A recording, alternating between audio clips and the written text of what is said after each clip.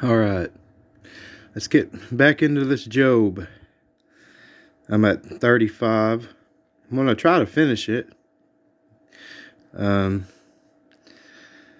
let's see here. Elihu spoke moreover and said, Thinkest thou this to be right, that thou saidst, My righteousness is more than God's? For thou saidst, What advantage will it be unto me? And what profit shall I have if I be cleansed from my sin? I will answer you and thy companions with you. Look unto the heavens and see, and behold the clouds which are higher than thou. If thou sinnest, what doest thou against him? Or if thy transgressions be multiplied, what doest thou unto him?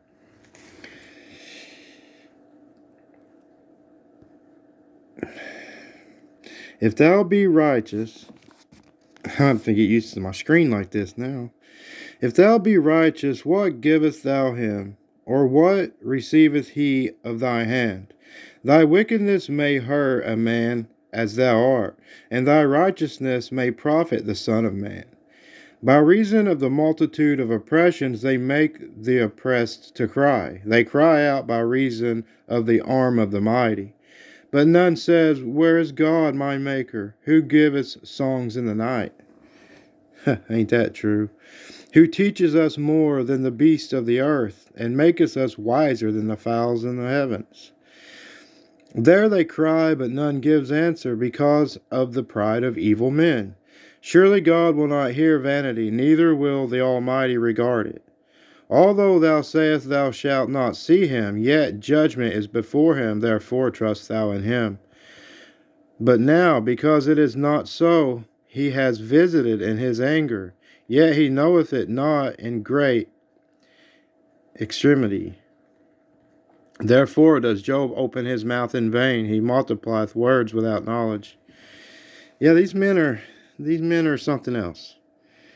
Elihu also proceeded and said, Suffer me a little, and I will show thee that I have yet to speak on God's behalf.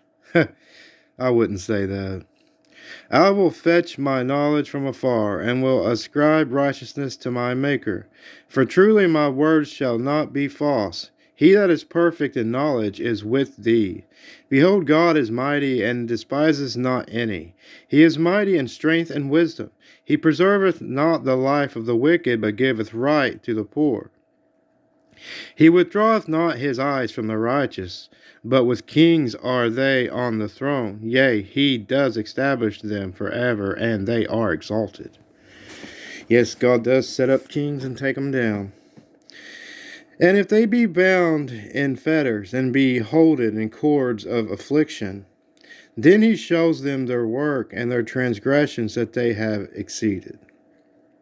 He opens also their ears to discipline, and commandeth that they return from iniquity. If they obey and serve him, they shall spend their days in prosperity, and their years in pleasure. But if they obey not, they shall perish by the sword, and they shall die without knowledge. But the hypocrite in heart heaps up wrath. They cry not when he bindeth them. They die in youth, and their life is among the unclean. He delivereth the poor in his affliction, and opens their ears in oppression. Even so would he have removed thee out of the strait into a broad place where there is no straightness, and that which should be set on thy table should be full of fatness. But thou hast fulfilled the judgment of the wicked.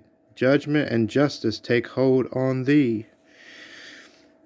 Because there is wrath, beware lest he take thee away with his stroke. Then a great ransom cannot deliver thee. Will he esteem thy riches? No, not gold, nor all the forces of silver or strength. Desire not the night when people are cut off in their place. Take heed, regard not iniquity, for this hast thou chosen rather than affliction. Behold, God exalteth by his power, who teaches like him. Yeah, who teaches like him? Who has enjoined him his way? Or who can say, thou hast wrought iniquity?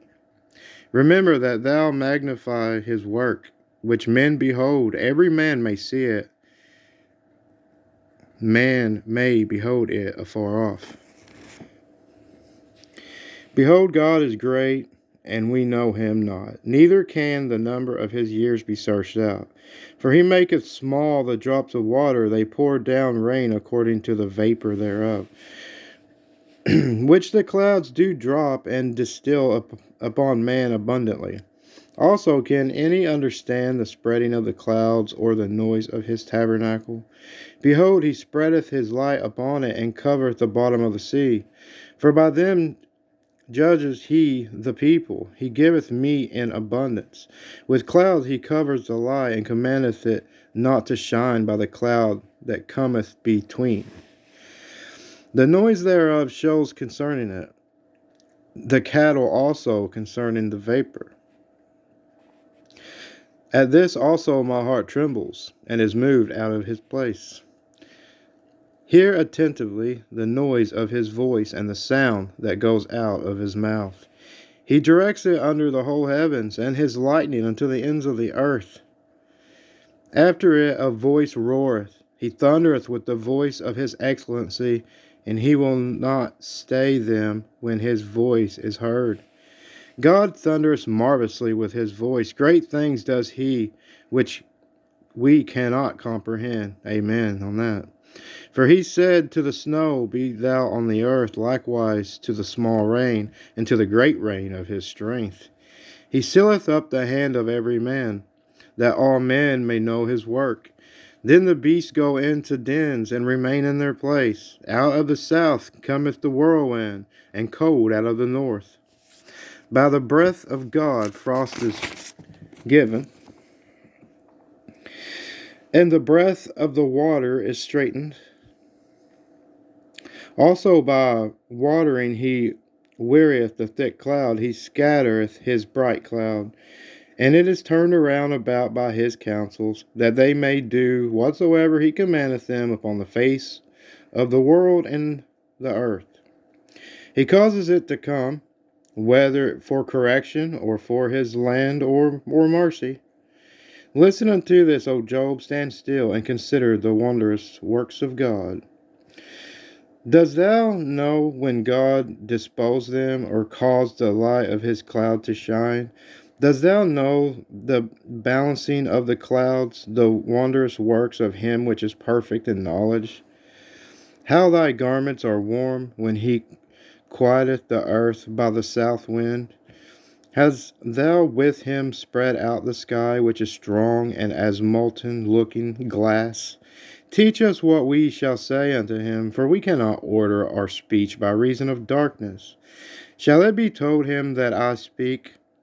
If a man speak, surely he shall be swallowed up. And now men see not the bright light which is in the clouds, but the wind passes and cleanses them. Fair weather cometh out of the north, with God is terrible majesty. Touching the Almighty, we cannot find him out. He is excellent in power and in judgment, and in plenty of justice he will not afflict. Men do therefore fear him. He respecteth not any that are wise of heart. Then the Lord answered Job. Here we go. Then the Lord answered Job out of the whirlwind. Hey, wouldn't that be something? God answering out of a whirlwind, and said, who is this that darkens counsel by words without knowledge? See, I knew he should have shut up. Sometimes, man, just person don't need to talk, right? Especially on God's behalf. Shouldeth now the path to the house thereof? Wait a minute, what, did I miss something here? Okay. Yeah, I went to a whole other page. Okay, like I said, then the Lord answered Job out of the whirlwind, and said, who is this that darkens counsel with words without knowledge? Gird up now thy loins like a man, for I will demand of thee, and answer thou me. Could you imagine that? God saying, now you gird up your loins and you're going to answer me, bud. I got a question for you. Where was thou when I laid the foundations of the earth? Declare it if thou hast understanding. Who has laid the measure thereof, if thou knowest, or who has scattered or stretched the line upon it? Whereupon are the foundations thereof fastened, or who laid the cornerstone thereof? When the morning stars sang together, and all the sons of God shouted for joy. That's beautiful. Or who shut up the sea with doors, when it breaks forth as if it had issued out of the womb? When I made the clouds the garments thereof, and thick darkness a swaddling band for it, and break up for it my decree place, and set bars and doors. Man, it's so beautiful. And said, hereunto shalt thou come, but no further, and here shall thy proud waves be stayed. Hast thou commanded the morning since thy day, and caused the day spring to know his place? That it might take hold of the end of the earth, that the wicked might be shaken out of it. It is turned as clay to the sill, and they stand as a garment. And from the wicked their lie is withholden, and the high arm shall be broken. Hast thou entered into the spring of the sea, or hast thou walked in the search of the depth? Have the gates of death been opened unto thee, or hast thou seen the door of the shadow of death? Hast thou perceived the breadth of the earth? Declare it, if thou knowest it all. Where is the way where light dwelleth? And as for darkness, where is the place thereof? That thou shouldest take it to the bond thereof, and that thou shouldest know the path to the house thereof. Knowest thou it, because thou wasn't then born, or because the number of your days is great? Hast thou entered into the treasure of the snow, or hast thou seen the treasure of the hail, which I have reserved against the time of trouble, against the day of battle and war? That's something. This book, you know how old it is. It's talking about the end days right there. By what way is the light parted, which scattereth the east wind upon the earth? Who has divided a watercourse for the overflowing of water, or a way for the lightning or thunder? To cause it to rain on the earth where no man is, on the wilderness wherein there is no man, to satisfy the desolate and waste ground, and to cause the bud and the tender herb to spring forth. Has the rain a father? Or who has begotten the drops of dew? Out of whose womb came the ice, and the hoarfrost of heaven, and the hoar okay, the hoarfrost of heaven. Who has gathered it, gendered it, gendered it? Not sure if I said that word right. That's a different word. The waters are hid as with a stone, and the face of the deep is frozen. Canst thou bind the sweet influences of Pleiades, or loose the band of Orion? Canst thou bring forth Mazaroth in his season, or canst thou guide Arcturus with his sons? Knowest thou the ordinance of heaven? Canst thou set dominion thereof in the earth? Can you lift up thy voice to the clouds, that abundance of water may cover thee? Canst thou send lightning, that they may go and say unto thee, here we are? Who has put wisdom in the inward parts, or who has given understanding to the heart? Who can number the clouds in wisdom, or who can stay the bottle of heaven? Yeah, who can pour out the bottle of heaven? When the dust groweth into hardness, and the clods cleave fast together, wilt thou hunt the prey for the lion, or fill the appetite of the young lion? When they couch in their dens, and abide in the covert to lie in wait, Who provideth for the raven his food? When his young ones cry unto God, they wander for lack of meat. It's so pretty. I mean, this reminds me of Jesus when he says, "Does not God feed the birds and everything?" Knowest thou the time when the wild goats of the rock bring forth? Or canst thou mark when the hens do clave? Canst thou number the months that they fulfill? Or knowest thou the time when they bring forth? They bow themselves, they bring forth their young ones, they cast out their sorrows. Their young ones are in good liking. They grow up with corn, they go forth and return not unto them. Who has sent out the wild ass free? Or who has loosed the band of the wild ass? Whose house I have made the wilderness, and the barren land his dwelling. He scorneth the multitude of the city, neither regardeth he the crying of the driver. The range of the mountains is his pasture, and he searches after every green thing. Will the unicorn be willing to serve thee, or abide by the crib? Canst thou bind the unicorn with his band in the furrow, or will he harrow the valley after thee? Wilt thou trust him because his strength is great, or wilt thou leave thy labor in vain, or labor in him?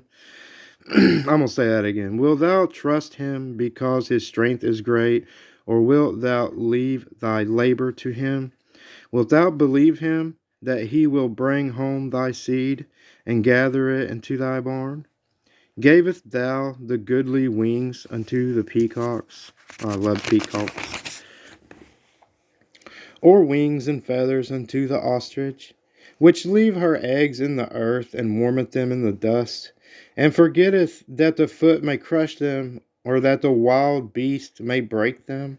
She is hardened against her own ones, her own young ones. That's true. I mean, they hide their eggs to get broken in the earth. They're hardened against their own young ones, as though they were not hers. Her labor is in vain without fear, because God has deprived her of wisdom, neither has he imparted to her understanding. I'd say there's people like this. What time she lifted up herself on high, she scorneth the horse and his rider. Hast thou given the horse strength? Hast thou clothed his neck with thunder? Canst thou make him afraid as a grasshopper? The glory of his nostril is terrible. He paweth in the valley and rejoices in his strength. He goeth on to meet the armed men. He mocketh at fear and is not affrighted, neither turneth he back from the sword. The quiver rattleth against him, the glittering spear and the shield. He swalloweth the ground with fierceness and rage, neither believeth he that it is the sound of the trumpet. He says among the trumpet, Ha ha, and he smelleth the battle afar off, the thunder of the captains and the shouting. Does the hawk fly by thy wisdom and stretch her wings toward the south? Does the eagle mount up at thy command and make her nest on high? She dwelleth and abides in the rocks, upon the crag of the rock and the strong place. From thence she seeketh the prey, and her eyes behold afar off. Her young ones also suck up blood, and where the slain are, there she is. Moreover, the Lord answered Job and said,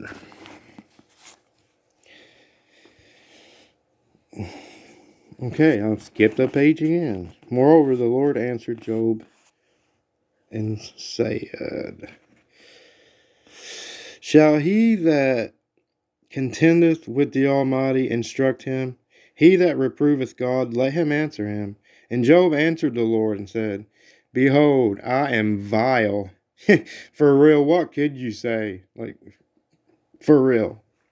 It's almost like every man that God ever, sent forth on a job or anything in here, his prophets and stuff, they all was like, they all pretty much had the same answer, like, whoa, I am undone, I am vile, I am, Yeah. Behold, I'm vile. What shall I answer thee? I will lay my hand up on my mouth.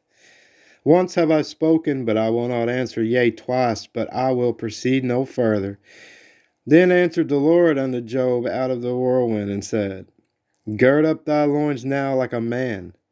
I will demand of thee, and declare thou unto me. Yes. Wow. Wilt thou also disannul my judgment? Wilt thou condemn me that thou mayest be righteous? Hast thou an arm like God, or canst thou thunder with a voice like him? Deck thyself now with majesty and excellency, and array thyself with glory and beauty. Cast abroad the rage of the wrath, and behold every one that is proud, and abase him. Look on every one that is proud, and bring him low, and tread down the wicked in their place. Hide them in the dust together, and bind their faces in secret. Then will I also confess unto you that thine own right hand can save you. That's powerful right there. God saying, you can't save yourself, buddy.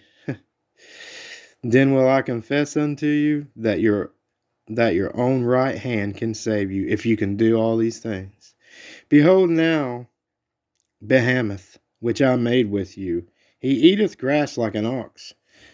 Some preachers will say this now is going to talk about the dinosaurs. I don't know.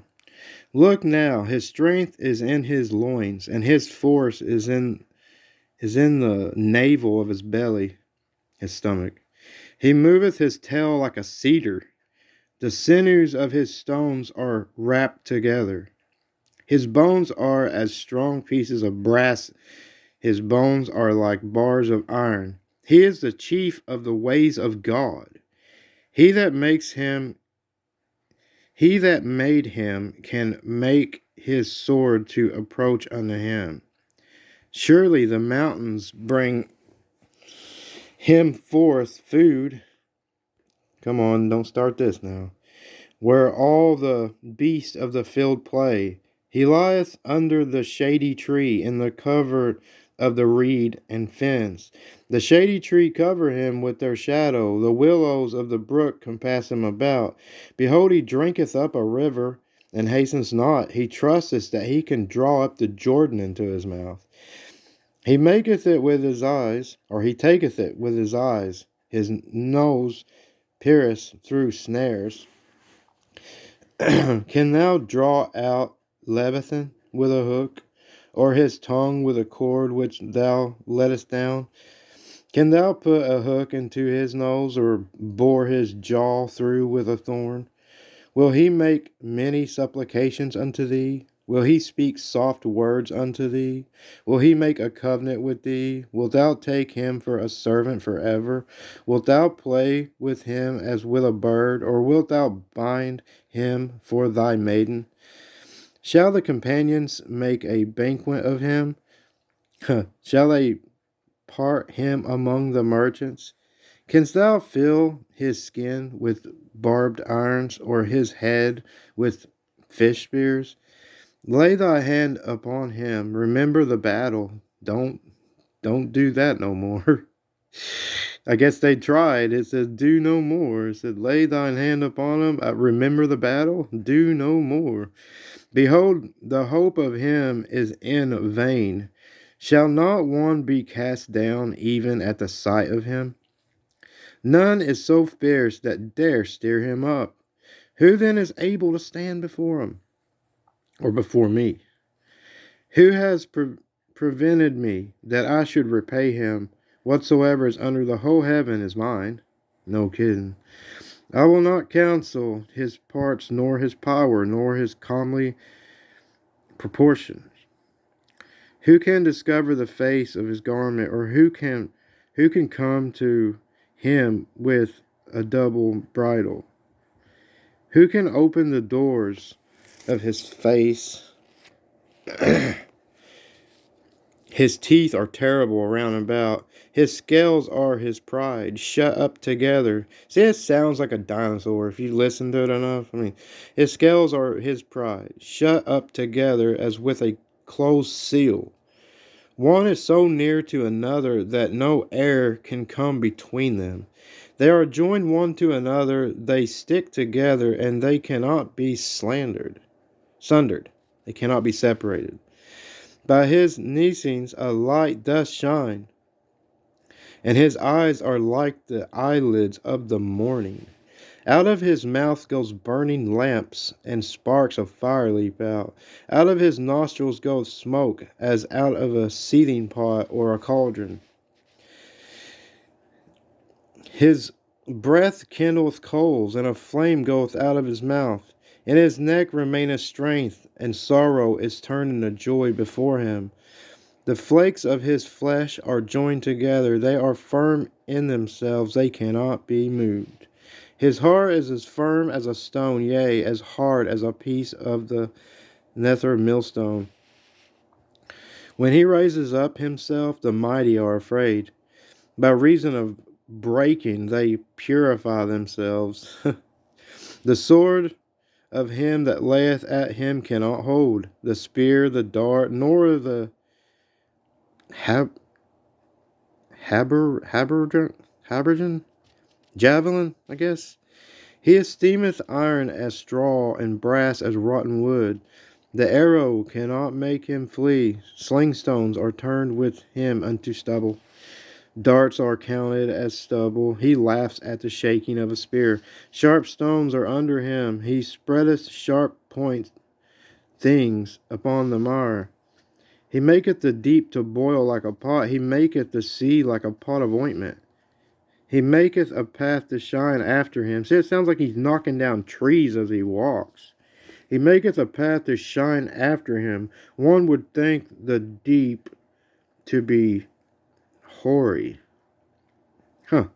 Upon earth there is not his like, who is made without fear. He beholdeth all high things. He is a king over all the children of pride. Then Job answered the Lord and said, I know that thou canst do everything, and that no thought can be withholden from thee. Who is he that hideth counsel without knowledge? Therefore have I uttered that I understood not. Things too wonderful for me which I knew not. He's saying, I wish I'd have kept my mouth shut. Listen, I beg you, and I will speak. I will demand of you, and declare thou unto me. I have heard of thee by the hearing of my ears, but now my eyes have seen thee. Sounds like getting saved, don't it? Wherefore I adore myself, and repent in dust and ashes. And it was so that after the Lord had spoken these words unto Job, the Lord said to Eliphaz the Temanite, that my wrath is kindled against you and against your two friends, for you have not spoken of me the things that is right, as my servant Job has. Therefore take unto you now 7 bullocks, 7 rams, and go to my servant Job, and offer up for yourselves a burnt offering.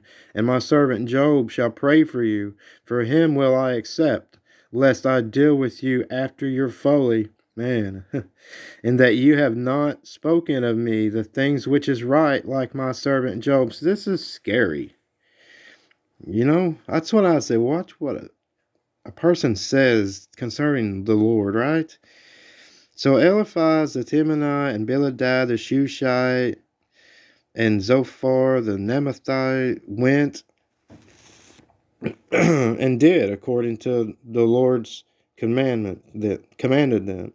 The Lord also accepted Job, and the Lord turned the captivity of Job when he prayed for his friends. Also the Lord gave Job twice as much as he had before. You hear that? He had been tested, and he come out on top. He did not cuss God to his face or anything like that. He kept the faith. Then came there unto him all his brethren and all his sisters, and they that had been of his acquaintance before, and did eat bread with him in his house. And they bemoaned him and comforted him over all the evil that the Lord had brought upon him. Every man also gave him a piece of money, and every one earring of gold. So the Lord blessed the latter end of Job more than his beginning. For he had 14,000 sheep, and 6,000 camels, and 1,000 yoke of oxen, and 1,000 she asses. He had also 7 sons and 3 daughters. 7 sons and 3 daughters. See, my dad had 6 boys and 4 girls. And he called the name of the first Jemima? Jemima? I'm not good with names. I'm sorry, y'all. And the name of the second, Kezia. Kezia. The name of the third, I don't even know if I want to say these. And in all the land were no women found so fair, which is beautiful, as the daughters of Job. And their fathers gave them inheritance among their brethren. After this, Job lived 140 years, and saw his sons and his sons' sons, and even 4 generations. So Job died, being old and full of days. Well, there you go. That's the book of Job. I hope you liked it. I liked reading it to you. I enjoy reading the Bible. I hope that you read the Bible and try to do it every single day. I try to every day. Pray, talk, walk with the Lord. He wants to conversate with you. You know, He's your Father, and you have, the Spirit of the living God living inside of you. Jesus wants to talk with His Father, so He's the one in you. And since your life is now hidden in Christ, so well, there you go. God bless you. I hope you liked it, and until next time, later.